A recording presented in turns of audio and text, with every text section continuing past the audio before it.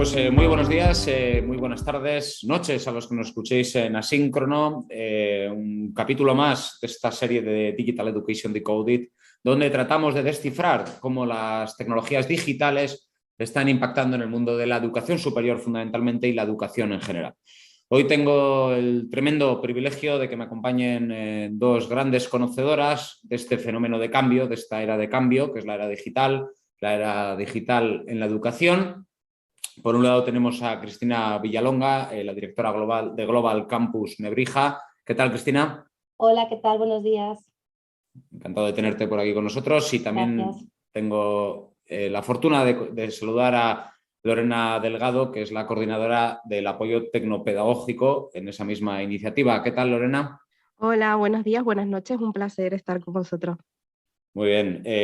Hablábamos antes de empezar que estamos grabando esto en mayo del 2022 en plena ola de calor, pero ola de calor para Madrid, porque no en otras zonas. Lorena nos saluda desde Canarias y nos decía que hace un buen clima allí. Sí, hasta estoy en manga larga, o sea, algo impensable ahora en la península.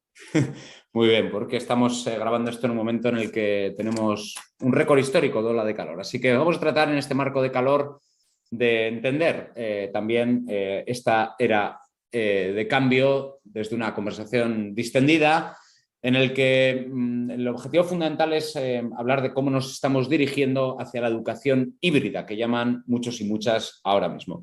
Antes de nada, como sabéis, en este programa nos gusta que todos los que nos escuchéis conozcáis de manera un poco más personal a las personas que nos acompañan. Como he dicho anteriormente, nos acompañan de la Universidad de Nebrija, una universidad que bueno, pues tiene ese modelo también muy embebido en todo lo que hace. Y por ello, igual primero casi que deis un toque más personal, ¿no? De dónde venís, qué habéis hecho, en qué os habéis formado y cómo acabáis hablando de educación híbrida en la Universidad de Nebrija. Cristina, Lorena. Bueno, pues muchísimas gracias, Alex, por la invitación y por esta introducción tan maravillosa.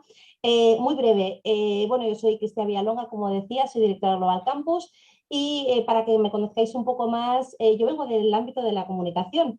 De hecho, soy una pequeña intrusa en el mundo de la educación, aunque luego me acabé doctorando en educación por la UNED y trabajando en lo que es la educación en medios, las pedagogías digitales, etcétera.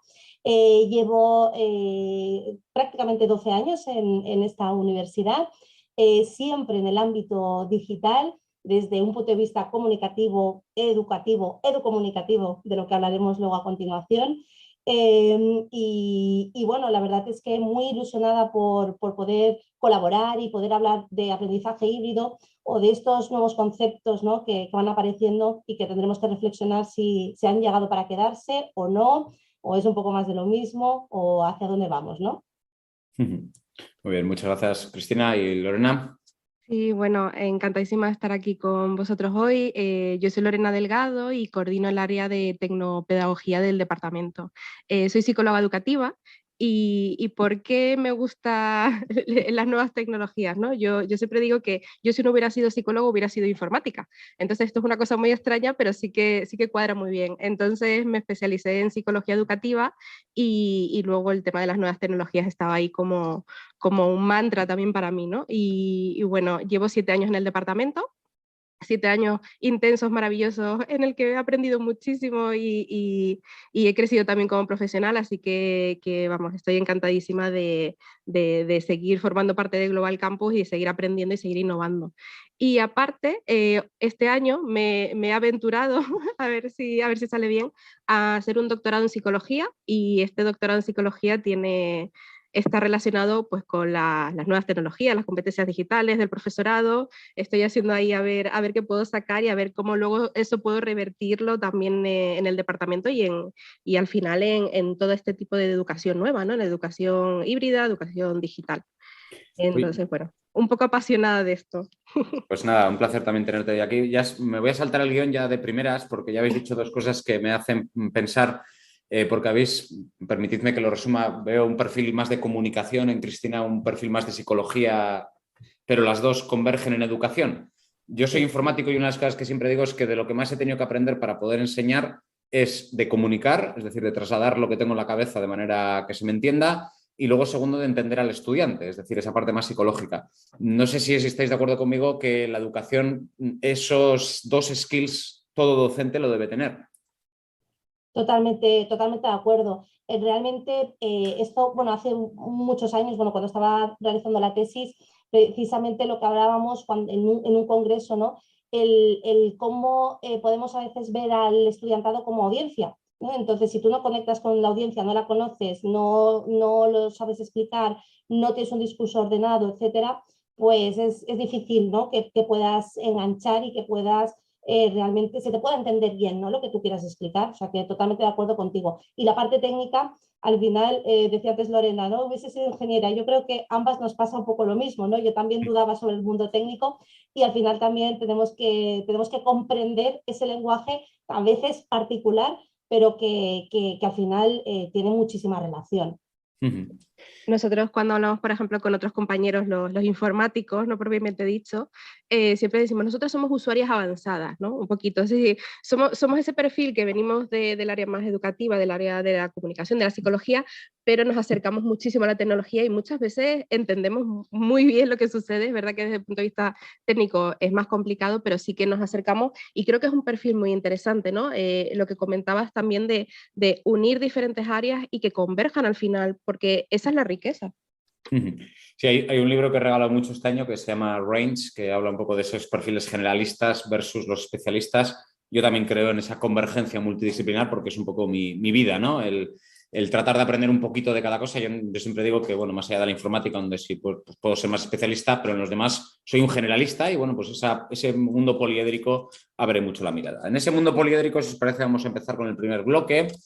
Que hemos llamado el conocer el modelo educativo de Nebrija, ¿no? En esta serie buscamos también que las universidades tengáis un espacio para expresar el valor añadido que aportéis a la sociedad, que seguro que es tremendamente bueno. Y le hemos llamado a esta sección Nebrija on y off, así por empezar, ¿no? En este mundo híbrido. Entonces, igual lo primero, por situar a todos los que nos van a escuchar, ¿qué es el Global Campus? Porque ese nombre tiene un global, se entiende un poco una idea de trascender de la ubicación geográfica, y le llamáis campus, por lo tanto entiendo que tienen de alguna manera unas connotaciones de digitales, híbridas, internacionales, si me permitís el resumen. Pero si nos podéis detallar más, os lo agradezco. Claro que sí, Alex. Efectivamente, el Global Campus nació como la unidad online de la Universidad de Nebrija. Tiene una antigüedad, vamos a hacer este año 10 años como unidad propiamente dicha, aunque íbamos trabajando desde hace más tiempo, ¿no? Nacimos, ¿no? con la voluntad de potenciar la formación online de la universidad. La universidad es una universidad de un tamaño mediano, tenemos unos 12.000 estudiantes. Es una universidad presencial con una trayectoria tradicional basada en la enseñanza del español y que luego ha diversificado en diferentes facultades. Y la parte online, ¿no? Pues nació también con esa filosofía, ¿no? Con esa filosofía de universidad cercana, de universidad innovadora, ágil, ¿no? Que intenta de alguna manera estar conectada con el mundo de la empleabilidad, con el mundo también del emprendimiento y con una vocación internacional. Con lo cual, un área de online, ¿no? Con esa vocación internacional, pues no podía tener otro nombre mejor que Global Campus. Es verdad que ahora, a partir de la pandemia, no tiene sentido para nosotros hablar solamente de online y nos definimos más como un departamento de educación digital. También es verdad que porque nuestros proyectos han derivado por diferentes derroteros, ¿no? Tenemos 3 ejes de actuación, uno que es más el mundo académico, ¿no? Nosotros gestionamos programas académicos, pero lo hacemos también a través de un apoyo tecnopedagógico tanto a docentes como a estudiantes, lo hacemos a través de proyectos de innovación, proyectos educativos y a través de la investigación. La investigación no, es una parte también imprescindible del departamento para poder seguir creciendo y aprendiendo y aplicándolo en los programas académicos. Justo acabas de citar la pandemia. Una de las cosas que me pasa en muchos foros de universidades es que se confunde mucho la formación online con lo que hemos hecho en la pandemia. No sé si estáis de acuerdo o no y si la realidad que habéis vivido en esa lógica que decías ahora de que no tiene sentido tras la pandemia es la misma. ¿Y cuál es vuestra experiencia a ese respecto? Realmente nosotros tenemos una visión un poco particular, ¿no? Y es que el proyecto de formación híbrida para nosotros es anterior a la pandemia. Ya habíamos empezado a trabajar con estos modelos, ¿no? Con lo cual, el paso de... Diríamos que tuvimos como dos fases, ¿no? Una primera fase durante el confinamiento total, pues fue una formación remota en la que en muchos casos llegamos a una formación online de calidad, pero en otros, en los que estaban más desconectados por la propia esencia, por la propia naturaleza de esos estudios, pues es más difícil. Pues os voy a contar una anécdota. Por ejemplo, nosotros tenemos artes escénicas en la universidad, llevar artes escénicas a un entorno online y hacerlo con la misma calidad que en presencial, pues es complicado. ¿Cómo se puede hacer lucha escénica a través de estos medios? Es muy complicado. Ahí tuvimos que realmente estrujar muy bien la mente para ver cómo podíamos hacerlo, ¿no? En esa primera fase yo creo que logramos una buena formación online, muy basada en lo que ya veníamos haciendo, y en una segunda fase arriesgamos un poquito más y fuimos a este formato híbrido, ¿no? También un poco a partir de las experiencias que habíamos tenido. Ya digo que yo creo que en muchos casos sí que se logró hacer muy bien y con mucha calidad, y en otros casos pues ha sido más complicado. Ha sido, la verdad, complicado el poderlo adaptar a un entorno totalmente digital. ¿Qué significa híbrido? Porque yo creo que cada uno, esto pasa como con muchos términos que se utilizan mucho y no sé si cada uno tiene en la cabeza algo. ¿Qué es para vosotras algo la educación híbrida? Pues para nosotras, la verdad es que nosotros al modelo llamamos presencialidad híbrida, ¿vale? ¿Por qué? Porque lo que luego se ha adoptado como híbrido, ¿no? Que viene a lo mejor más del blended, etcétera, pues significa otra cosa. Para nosotros híbrido es el lograr una convergencia real, óptima, adecuada, con un foco educativo entre el mundo digital y el mundo presencial. Puede haber un encuentro síncrono en el que converjan los dos entornos, pero no tiene por qué. Es decir, yo creo que el trabajo en entornos digitales ha llegado para quedarse y tiene unos usos muy concretos en el proceso de aprendizaje. Del mundo presencial al mundo híbrido, y luego tenemos un tercer nivel que es el puramente online, si me permitís el término, que no sé si llamarle puramente no presencial, porque esta terminología también puede variar. No sé si tenéis también en Nebrija, en esta iniciativa Global Campus, una apuesta por el online, y si creéis que realmente la sociedad lo ha naturalizado hasta tal punto de que lo entienda como algo de valor añadido para la sociedad. Sí, yo creo bueno, nosotros que realmente nuestra unidad, como te comentaba antes, nació como un departamento online, ¿no? Y tenemos mucha experiencia en ese ámbito, sobre todo en posgrado. Yo creo que y Lorena y yo estamos ahora con una investigación de ver exactamente de qué manera impactan las modalidades en las diferentes edades de aprendizaje. Y realmente nuestra experiencia fuerte en online es con un alumnado un poquito más senior, un alumnado profesional, y con unas características muy concretas. Intentamos adaptar mucho el modelo metodológico a las características del estudiante, ¿no? Porque si no, al final luego es complicado. Por ejemplo, la formación híbrida, en este contexto que comentábamos de hacer converger en un mismo espacio estudiantes en el aula y estudiantes que están conectados de manera remota, pues con edades tempranas, pues un grado, ¿no? De primero de grado está siendo un poquito más complicado que con perfiles un poquito más mayores. O sea, esta frase es muy interesante porque es adaptar el modelo al, permitidme el término, al cliente, que es una cosa que en las universidades muchas veces ha sido más dirigida por nosotros hacemos esto y que el estudiante se adecue. Aquí os estáis apostando por un modelo online adecuado al perfil del estudiante, que efectivamente es muy distinto al presencial, ¿no? Efectivamente, es que para nosotros es esencial. Ahí Lorena os puede contar un poquito mejor, ¿no? Porque realmente nuestra unidad de apoyo tecnopedagógico se dedica a eso, es saber cuál es la necesidad del estudiante para poder adaptarlo a ellos. Y ahora mismo empezamos a tener herramientas muy potentes que nos facilitan esa gestión. Totalmente. Piensa que nosotros, como la propuesta en la cual empezamos a trabajar era la educación virtual, ¿no? Es decir, la metodología online, eso siempre ha estado dentro de nuestra guía, es decir, adaptar esas metodologías al alumno. ¿Qué ha pasado después de la pandemia? Que hemos ampliado nuestro foco y también hemos adaptado, nos hemos cogido a esos alumnos presenciales y también hemos visto, vale, la tecnología les puede ayudar a ellos también, ¿no? Entonces, lo hablaba ayer también por aquí en el Congreso, que nuestra apuesta a lo mejor no ha sido tanto por expandirlo online, sino todo lo que hemos aprendido durante estos años de la enseñanza online, trasladarlo también a otro tipo de metodologías más tradicionales como es la presencial, ¿no? En las universidades. Entonces creo que adaptar y ofrecer al alumno lo que necesita en cada momento para que se siga formando, dependiendo de sus necesidades, es que es básico. Y creo que también es la garantía del éxito de futuro. Ofrecer a los alumnos diferentes metodologías, diferentes modalidades de enseñanza y que él elija el que considera que cumple más con sus requisitos y sus necesidades también laborales y personales, ¿no?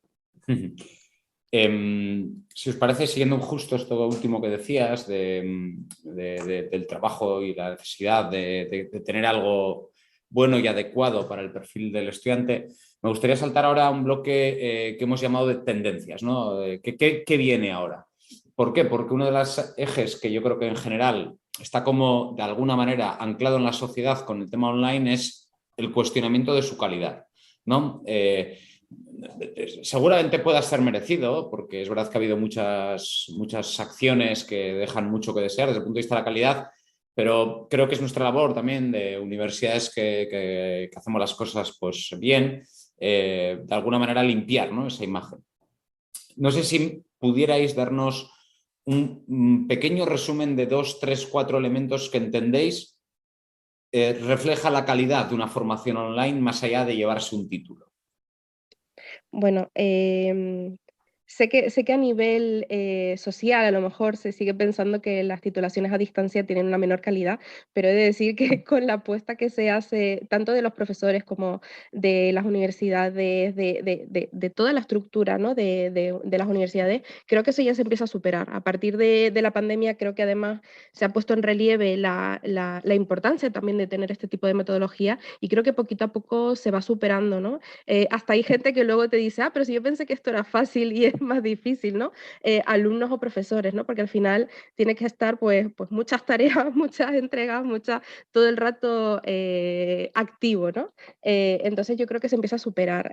Para mí a lo mejor esos 3 puntos más importantes que nos pueden llevar a tener una enseñanza online de calidad, en primer lugar yo creo que es que podamos garantizar el seguimiento y acompañamiento del alumnado. O sea, esa parte em, de que toda la universidad sienta que ese alumno es parte, es decir, que aunque no esté físicamente, tenemos que acompañarle, tenemos que hacer seguimiento, no solamente el profesorado, sino también otras figuras de referencia en la universidad. En nuestro departamento tenemos una figura muy importante que se llama facilitador de aprendizaje digital y es una figura que acompaña al alumno, que le dice, oye, ¿cómo estás? Oye, va a pasar esto, oye, tienes estos recursos a tu disposición para que no te sientas solo, para que aprendas a usar el campus virtual. Y creo que es importante, ¿no? Que las instituciones garanticen el seguimiento y el acompañamiento del alumnado en primer lugar. Y relacionado con esto, creo que es importante también poder lograr mecanismos para personalizar el aprendizaje. El campus virtual nos da muchísimas posibilidades para que el alumno, dependiendo de sus necesidades, de su motivación, en qué estado se encuentra, ¿no? Poder adaptar lo que el alumno ve en cada momento y aprende en cada momento. Entonces, creo que por ahí también podríamos lograr una mayor calidad en este tipo de modalidades. Y por último, y aquí yo creo que está en auge más que nunca, el desarrollo de competencias digitales del profesor y el alumnado. Cuando logremos desarrollar estas competencias en todas sus áreas, yo creo que vamos a seguir desarrollando una enseñanza online de calidad. O sea, es esencial que logremos cada año, nosotras lo tenemos ahí siempre como meta, ¿no? Cada año seguir mejorando un poquito más las competencias digitales del profesorado y del alumnado. Creo que es esencial para luego lograr esa calidad educativa. Ese es uno de esos puntos que se cita mucho también, las competencias digitales. Nuevamente, pues quizás desde una mirada como muy superficial. No sé si nuevamente podemos destacar como algún elemento que nuevamente digáis, esto es nuclear. O sea, un docente que dé clase online tiene que ser un buen comunicador en entornos digitales, tiene que saber transformar su asignatura para un entorno online. No sé, algunas pinceladas más allá del hecho en sí, ¿no? De la parte declarativa de competencias digitales, pero eso en qué se tangibiliza, Lorena. Claro, yo es que creo que al final un buen profesor tiene que tener un poquito de todo. Ahí sí que es verdad que dependiendo de cada uno, yo creo que tiramos más para un lado o para otro. A lo mejor Cristina sí que tiraría más por la parte de comunicación. Yo es que creo que es esencial el acompañamiento que hace un profesor, que establezca una variabilidad de actividades y de seguimiento para el alumnado que le permitan que nunca se desenganche, ¿no? A mí yo creo que lo que más pena me da es tener alumnos que no enganchas con ellos, ¿no? Que no consigues que se conecten a tus clases, que hagan las actividades previas, que te entreguen cosas. Entonces, creo que por ahí es a lo mejor una competencia sí que hay que desarrollar. También el profesor tiene que saber desarrollar las competencias digitales del alumnado y creo que también es súper importante, sin desmerecer el resto de áreas competenciales.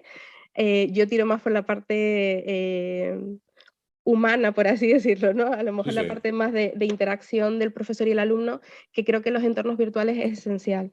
No sé si Yo creo Cristina sí que está de acuerdo. sí, sí, sí, yo creo que hay una parte, o sea, yo para mí, claro, evidentemente la comunicación es muy importante, tanto oral como escrita. Nosotros, por ejemplo, tenemos clases de oralidad, o sea, Qué de bueno. cómo expresar en una videoconferencia, porque el tono de voz, el ritmo, al final es un medio que tienes que conocer. Hay una parte también de pedagogía digital, de saber qué procesos o qué estrategias funcionan mejor en estos entornos. Una videoconferencia súper extensa con un ritmo o con un tono, es que nadie lo aguantaríamos. Entonces, es que yo Total. creo que son competencias básicas, ¿no? Hoy en día. Sí, sí. No, me gusta muchísimo este enfoque, porque la verdad es que yo creo que hay mucha superficialidad, no estaréis de acuerdo conmigo, en la competencia digital, bueno, más allá de que se confunde evidentemente con saber de herramientas. Sí. Y yo siempre digo que aquí el factor X, el factor humano, es muy, muy sugerente y lo digo como informático, que debería estar diciendo que lo importante que es la herramienta, pero bueno, como informático me he dado cuenta, ¿no? Desde una honestidad de lo importante que es saber al que está al otro lado y saber utilizar esa herramienta. Mira, Es es que la que Alex, tecnología es... Uy, Alex, perdón, además para Cristina. nosotros es que también nosotros estamos en un entorno, nuestra universidad es una universidad humanista. Es que además este año Claro. estamos celebrando el 5º centenario de la muerte de Antonio Nebrija. Entonces es que somos, pues, tenemos en nuestro ADN el humanismo, y de hecho nosotros durante un tiempo hablábamos mucho de humanismo digital. Luego es verdad Ujú. que se ha tratado de manera superficial, ¿no? Pero Sí, realmente sí. para nosotros el humanismo digital es esto, es poner en el centro a la persona, pero de manera real. Sí, sí. Y totalmente de acuerdo, al final nosotros pensamos que la tecnología tiene que ser transparente, es un medio, es transparente. Tiene que haber una competencia instrumental, claro, pero no es la más importante, ¿no? Y como dices, estoy de acuerdo, a lo mejor siempre nos focalizamos en, oye, aprender a usar la herramienta, pero no todas las potencialidades que te da y también todo lo que te puede acercar al alumno. Ujú. Muy bien, pues bueno, eso nos va quedando, me parece incluso un buen titular, ¿no? Eso del humanismo digital como ADN de vuestra universidad, así que muy, muy, muy interesante. Y hay una segunda tendencia también, me gustaría recoger vuestros puntos de vista desde este foro tan diverso que estamos hoy, que es lo que nos ha dejado la pandemia, ¿no? Y nuevamente en una aproximación más profunda de lo que se suele tratar. Porque yo creo que se está traduciendo, bueno, se va a quedar el teletrabajo. Bueno, bien, vale, hasta un punto. La gente ha entendido que la educación en remoto es posible, vale, muy bien, pero lo que no sé si nos tenemos claro qué vamos a cambiar, qué no y cómo vamos a mezclar todo. Es decir, no sé, de alguna manera, ¿cuál es esa educación híbrida que nos va a dejar la pandemia como herencia? Si podéis destacar qué creéis que cambia y qué creéis que no cambia y qué creéis que falta todavía por mejorar.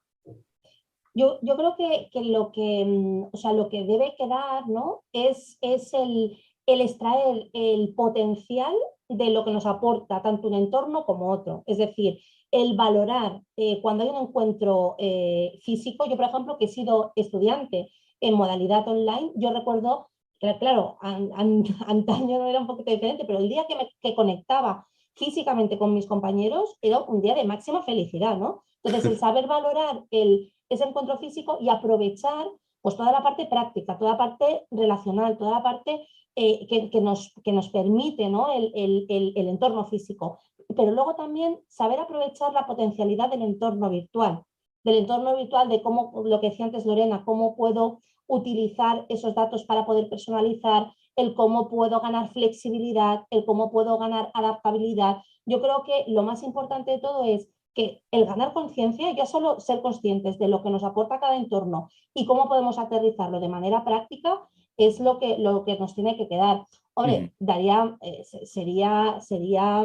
mucha pena, ¿no?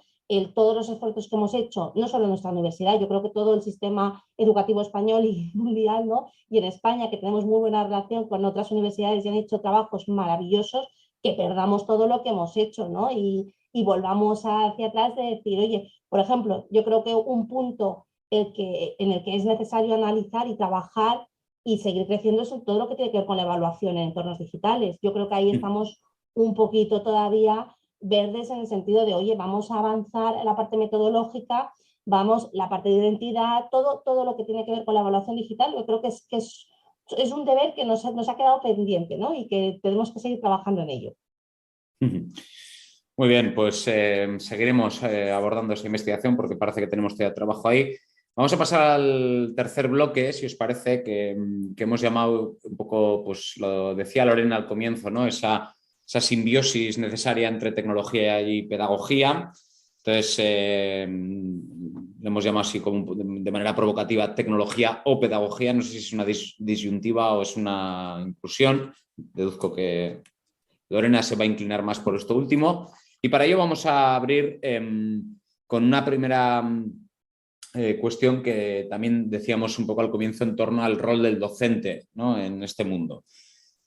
Si tuvierais que destacar en un mundo como el actual donde todo está en Internet, como diría aquel, dices, joder, pero ya está en Coursera, ya está en YouTube, ¿qué aporta un docente? O sea, ¿cuál tiene que ser nuestro valor añadido para que no sea una amenaza eso para nuestras universidades? El profesor es una de las figuras, vamos a decir, porque es verdad que es un sistema, ¿no? El acto educativo, pero el profesor es esencial. Es que no, a mí, por ejemplo, cuando se comenta, ¿no? Lo que acabas de decir, no, es que ya la información está en Internet, pero es que el profesor es la guía, el profesor es la persona que coge toda esa información, ¿vale? Que también tenemos todo acceso a esa información, recopila de un montón de sitios, la ordena y se la traslada al alumno y le dice, oye, mira, en este punto en el que estás tú, el profesor es capaz de detectar en qué punto está el alumno, de qué punto va a partir y cómo puede ir dándole actividades formativas e ir ayudándole a construir su conocimiento. ¿Es un alumno solo? Es que sería imposible. O sea, yo veo al profesor como un mentor. Es decir, es una persona que tiene un poquito más de experiencia, un poquito de años más de experiencia, ha aprendido mucho, ha leído mucho, ha vivido mucho y es capaz de a las personas que están detrás decirle, oye, mira, yo en este momento, a mí en este momento me vino bien aprender esto y con eso vas a conseguir un poquito más, ¿no? Entonces, yo veo al profesor esencial y más en estos entornos. Tiene que ser una guía, un potenciador, un facilitador del aprendizaje. Entonces, no me imagino un mundo sin profesores, de verdad. Creo que es una profesión maravillosa y no creo que nunca se pierda, ¿no? Por mucho que cambie la sociedad, por mucho que cambie y que aumente o empiece un tipo de tecnología u otro, el profesor siempre va a ser un mentor y va a ayudar a lograr que ese alumno logre lo mejor de sí, ¿no? Y coger de donde está y llegar y que logre, ¿no? Que se desarrolle. Entonces, me parece una función que siempre va a ser necesaria. El profesor permanece y el estudiante cambia, quiero decir, en un entorno online o híbrido como el actual, el estudiante, yo así de lo que sé, me da la sensación que la necesidad de tener cierta disciplina, cierta autorregulación o planificación personal, me parecen competencias muy importantes. No sé si el estudiante de un entorno híbrido o online es distinto y quizás cuando nos metimos en esta formación en remoto en la pandemia, una de las cosas que obviamos es la necesidad de darles ese manejo, ¿no? De la habilidad de la autoplanificación, el control de los tiempos. No sé qué opináis a ese respecto, volviendo un poco a eso, ¿no? Si el estudiante cambia o le tenemos que ayudar a cambiar. Sí, yo creo que en la educación a distancia siempre se ha considerado esa parte, ¿no? Como es un alumno que en principio está solo, siempre se ha pensado, vale, si este alumno está solo, vamos a darle estrategias pues, para que pueda regular su aprendizaje, para que no se pierda, ¿no? Para que tenga una guía, porque a lo mejor en presencial sí que el profesor está como más pendiente, tienes que ir a clase, tienes que entregar tantas actividades y a lo mejor lo que consideramos tradicionalmente a distancia, que no es lo mismo que online, ¿no? El tradicional de distancia de, bueno, pues ya estudio y ya me presentaré los exámenes dentro de un montón de tiempo, yo creo que ha cambiado mucho y con esa información que nos ha llegado de la educación online, yo creo que se puede trasladar también a las modalidades presenciales. Me explico. Un alumno va a tener la misma necesidad de autorregulación, esté estudiando en presencial que esté estudiando a distancia. Yo creo que ahí sí que en distancia ha tomado como mayor conciencia de esa necesidad del alumnado, pero el alumnado es igual en diferentes modalidades. Además, un alumnado que estudia en modalidad presencial tiene unas características psicológicas diferentes que otro compañero que está al lado. Entonces, esa variabilidad interindividual, ¿no? Yo creo que tiene que ser potenciada por estas estrategias, pero independientemente de la modalidad. A lo mejor un alumno puede regularse muy bien a distancia y funciona muy bien, pero a lo mejor un alumno presencial necesita también esas estrategias para poder finalizar sus estudios. Entonces, creo que es transversal a todas las modalidades. O sea, iría más destinado a las características individuales que tiene cada alumno y que tenemos que darle las herramientas adecuadas para que pueda desarrollar todo su potencial. Y profesor, alumno, y en esa intermediación tenemos la tecnología presente, sí. ¿No? ¿Qué papel juega la tecnología? Es decir, esto simplemente es, bueno, meto estas herramientas y todo va a funcionar en estos roles, ya hemos dado la visión humana de los dos lados, pero ¿qué tecnologías creéis que son importantes y cuál es el papel que debieran jugar? Y si creéis que debe jugarlo, porque igual estamos hablando de otra cosa. No podemos dejar todo ¿cómo se dice? El éxito, ¿no? de una acción a la tecnología, ¿no? A mí me hace gracia cuando se comenta, no, se ha digitalizado tantos espacios y nadie sabe usar esos dispositivos, ¿no? Entonces, nosotros, por ejemplo, en la universidad tenemos esa parte de, sí, se implementan tecnologías, pero lo más importante es cómo se adapta metodológicamente, cómo los profesores lo usan y qué potencialidades pueden sacar de esas herramientas. Entonces, al final, es un potenciador del aprendizaje, o sea, no tiene la llave mágica por sí solo.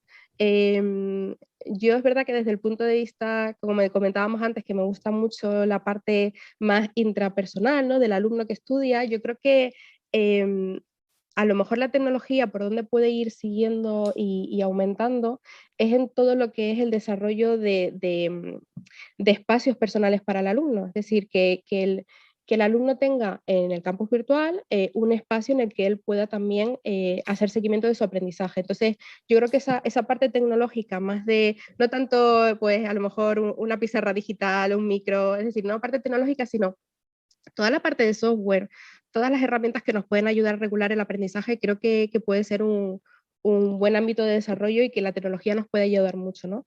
Por ejemplo, ahora nos estamos reuniendo por aquí por Zoom, pero yo creo que es importante tener también otras herramientas que nos ayuden a organizar nuestro trabajo y en este caso, por ejemplo, a los alumnos les puede venir muy bien, ¿no? El disponer de esas herramientas también en el campus virtual que les ayuden a potenciar su aprendizaje y a autorregularse. Entonces creo que por ahí la tecnología nos puede ayudar mucho. Es que yo creo que la tecnología tiene que estar al servicio de la excelencia académica y el rigor académico. Esto no olvidemos, ¿no? Cuando estamos utilizando herramientas, por ejemplo, de gamificación o nuevos entornos inmersivos, etcétera, que nos permiten estar más cerca, etcétera, pero esto tiene que responder a unos objetivos de aprendizaje, porque si no, no tiene sentido. Ahora empezamos a ver, ¿no? La palabra de moda seguramente, o la palabra de este curso, de este año, va a ser el metaverso. ¿Esto cómo encaja en toda esta estrategia? Esto tendrá que estar al servicio del aprendizaje, igual que están las otras herramientas. Sí, bueno, de hecho ahí uno de mis puntos, precisamente hablando del metaverso, hace ya cosa de un año que empecé a dar charlas sobre el metaverso en general en la sociedad y una de las primeras cosas que me empezaron a preguntar es si va a revolucionar. O sea, no sé si compartís conmigo que siempre que aparece un nuevo paradigma tecnológico, el que sea, siempre la gestión de las expectativas, pues evidentemente se escapa del control humano y sobre todo luego viene una época de frustración. Entonces, yo no sé si nos podemos quedar con esa frase que ha dicho antes Lorena de que esto nos va a ayudar a autorregularnos, lo cual es un concepto que a mí me gusta mucho, la regulación, porque, repito, es que a mí me parece que siempre se va de las manos la expectativa y que podemos contribuir también a la sociedad a partir de esa autorregulación, porque no sé si estaréis de acuerdo conmigo que el consumo digital no solo está absolutamente descontrolado, sino además está peligrosamente descontrolado. No sé cuál es vuestro punto de vista sobre este consumo digital en abstracto. Hombre, yo es que yo, mi asignatura, la asignatura que imparto son competencias digitales y una de las cuestiones de las que hablamos siempre es la dieta digital. O sea, tiene que haber una dieta, un equilibrio, una dieta en cuanto a cantidad y calidad, ¿no? Y por eso tenemos estrategias de curación de contenidos, estrategias de alguna manera, sin irnos a burbujas de filtros, y estar en un entorno cerrado, ¿no? Pero sí que tiene que haber un cierto equilibrio, una dieta. No sé, los que somos padres, ¿no? Y cuando estás educando, no me gustaría, ¿no? Que se perdiese el juego físico, el juego con arena, juego, tiene que haber una conexión con lo humano, con lo cual yo creo que tenemos que tender a los equilibrios. Ir a los extremos siempre es un complicado y complejo, ¿no? Y además que ese ritmo no para, ¿no? Yo creo que todos lo hemos vivido, de repente desde la pandemia estás hiperconectado todo el rato y es una vorágine al final. Entonces estás ahí metido, te dices, vale, ¿cómo salgo de esta locura? Pero sí, totalmente de acuerdo, tenemos que empezar a regular también estas cuestiones para también dedicar pues a eso, ¿no? A hacer castillos con arena y no estar siempre conectados y estar en línea, ¿no? Yo creo que es un desafío para nosotros culturalmente, ¿no? Nos toca vivir eso, ver cómo podemos volver a recuperar un poco también el equilibrio. De hecho, hay un libro que se llama Hook It, que no sé cómo está traducido al español, Enganchados, creo que está traducido, de Niraj Jal, que habla mucho de los dos casos que habéis dicho. Lo digo un poco por dejar aquí a los que nos escuchan alguna recomendación para que vean cómo estas herramientas digitales se han encargado de que estemos enganchados a ese consumo, y ese concepto de la dieta digital es tan más necesario que nunca. De hecho, juraría que ayer he leído en The Conversation algún artículo de alguna persona de vuestra universidad. Yo creo que hablaba un poco de estas cuestiones. No lo sé, pero sí que había esto. Dejaremos también en las notas del episodio estas referencias para que las tengan. Vamos a pasar, si os parece, al bloque final, que es el futuro, ¿no? Nos gusta terminar esto pues un poco ya especulando. Oye, nos vamos a liberarnos de ataduras, como pasa en el metaverso, que todo el mundo va a escaparse de la cruda realidad, todo el mundo va a desinhibirse de sus múltiples ataduras y todo el mundo va a tener una nueva identidad. Entonces vamos a hacer eso mismo, y la primera es especular sobre los nuevos espacios de interacción, y por eso lo hacía un poco haciendo un guiño al metaverso, porque para mí, por lo menos, bajo mi humilde punto de vista, el metaverso es una manera de escaparse de esta realidad, pero yendo más a terreno, diría que lo que sí que por lo menos nos provoca es un debate sobre los nuevos espacios de interacción social, digital. Esto me lleva a pensar que no sé si ser docente a futuro va a ser más ser un muy buen comunicador, un muy buen gestor de comunidad, o va a ser más ser un dominador de la materia. No sé qué pensáis sobre la evolución, y en definitiva, si, como tengo un buen amigo que siempre dice que él trabaja en una empresa, o sea, no está en una universidad todo el día, pero siempre dice que nos tendríamos que dedicar al show business. No sé si esto es muy provocativo o si creéis que realmente es especular que nos va a llegar eso a futuro. Yo creo que lo primero es controlar tu materia. O sea, quiero decir que eso es una parte imprescindible del perfil docente, ¿no? Tenemos que controlar, tenemos que seguir investigando, tenemos que seguir un poco también. Antes, cuando hablaba Lorena del rol del docente, creo que también somos provocadores intelectuales al final, los que nos dedicamos a esto, ¿no? Porque cuando iniciamos una investigación, a veces nos lanzamos a hipótesis un poco locas y luego de esas hipótesis locas pues ya vas un poco aterrizando, ¿no? En función de tus resultados. pero ya no es suficiente solo con esto. Es decir, además de controlar tu materia, ¿no? Lo que tú estás investigando, lo que tú estás haciendo, debes controlar también estos espacios. Yo creo que hay una parte comunicativa muy, muy importante, como hemos visto antes, pero creo que también hay una parte ética bastante fuerte, ¿no? Es decir, tenemos que utilizarlos de manera adecuada. El defender también la identidad en estos espacios.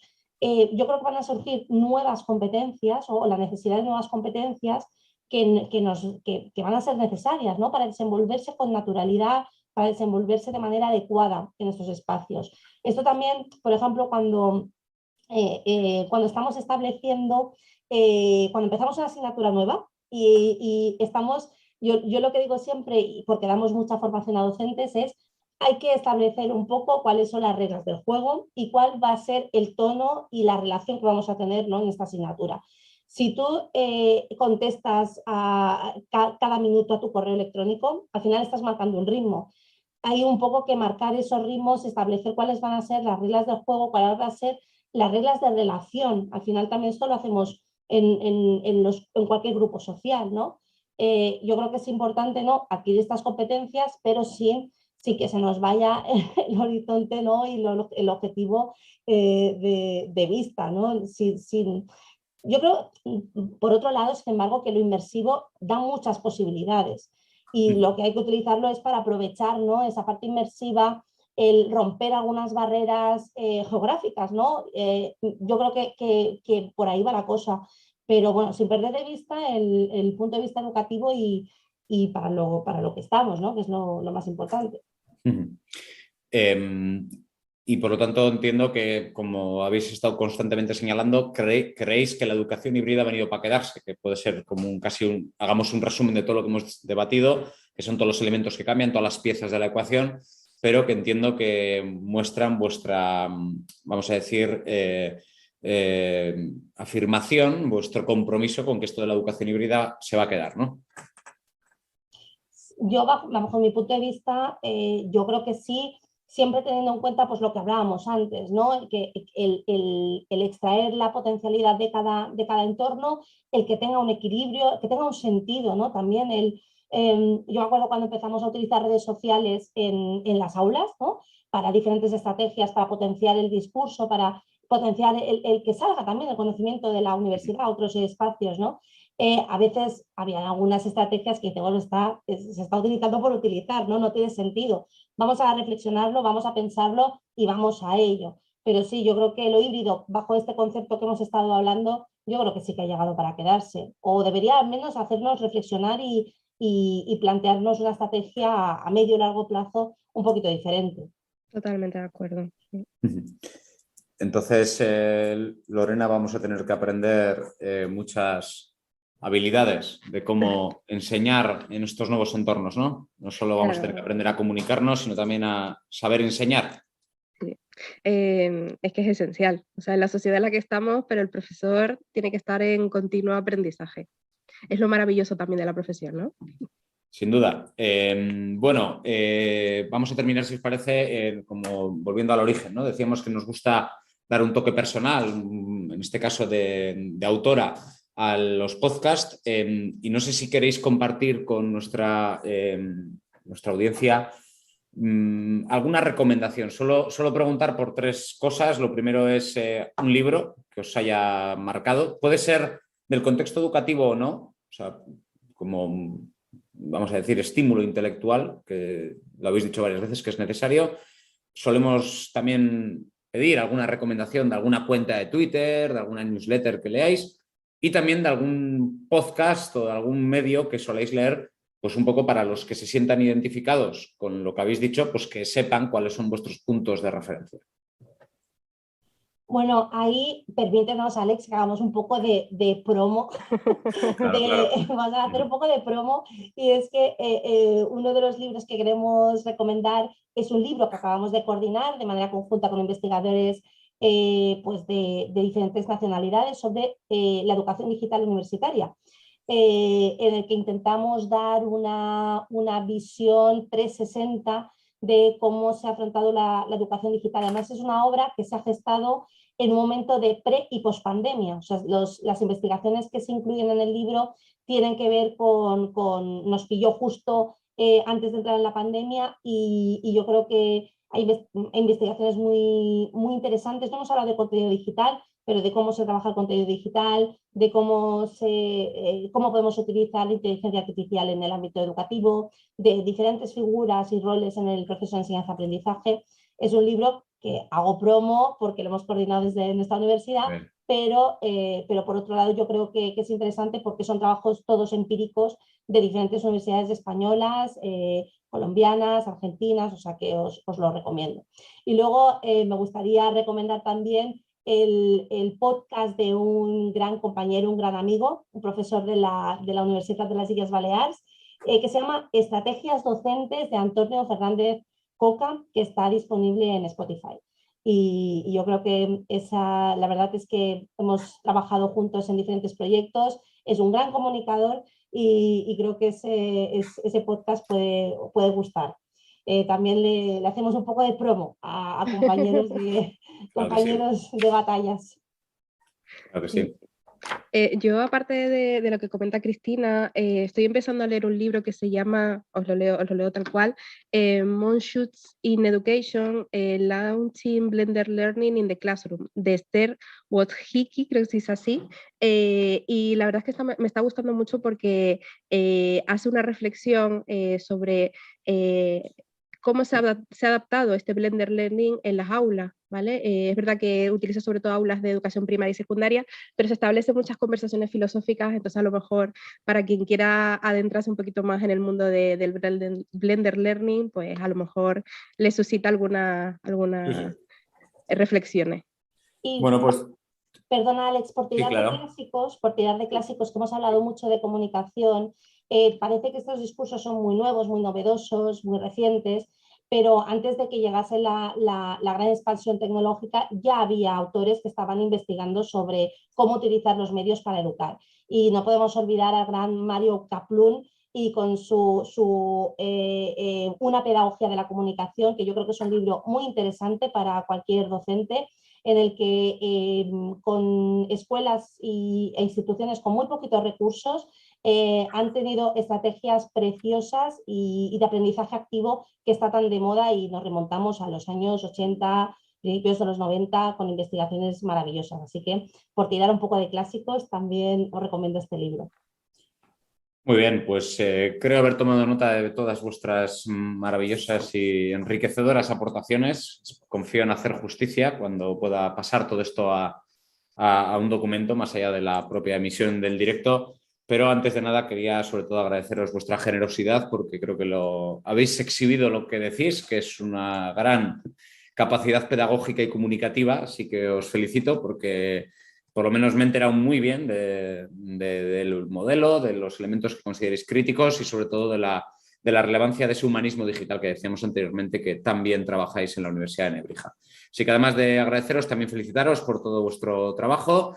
No os vayáis muy lejos porque puede que otro día os volvamos a llamar, porque creo que habéis dejado aquí muchos temas que seguramente necesitamos profundizar otro día. Así que nada, muchas gracias a las dos y confío en que también hayáis disfrutado de esta experiencia. Muchísimas gracias, Alex, ha sido un placer, así que contad con nosotras cuando queráis. Encantadísimas para otra sesión. Pues nada, gracias a vosotras, ahí las encontráis también en las redes a las dos, y a todos los que nos escucháis, gracias una semana más por estar aquí con nosotros, con nosotras. Y os esperamos en la siguiente entrega de Digital Education Decoded, donde, como veis, tratamos de ir a la experiencia viva de lo que es la transformación digital de la educación. Muchas gracias y hasta la próxima.